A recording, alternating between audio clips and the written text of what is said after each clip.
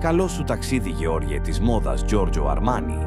Το κενό σου λογικά θα είναι αναπλήρωτο. Σε ευχαριστούμε θερμά για όλη σου την προσφορά στην χώρο της μόδας.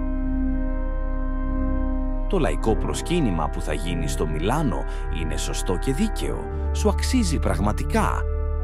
Το κενό σου πλέον μεγάλο και το στίγμα σου ανεξίτηλο. Καλό ταξίδι.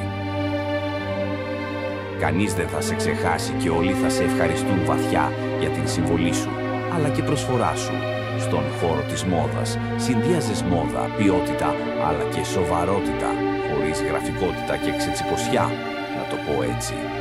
Πράγμα που σε έκανε ακόμη πιο ελκυστικό για αγορά ενός ενδύματός σου. Τώρα να δούμε ποιος θα σε ακολουθήσει.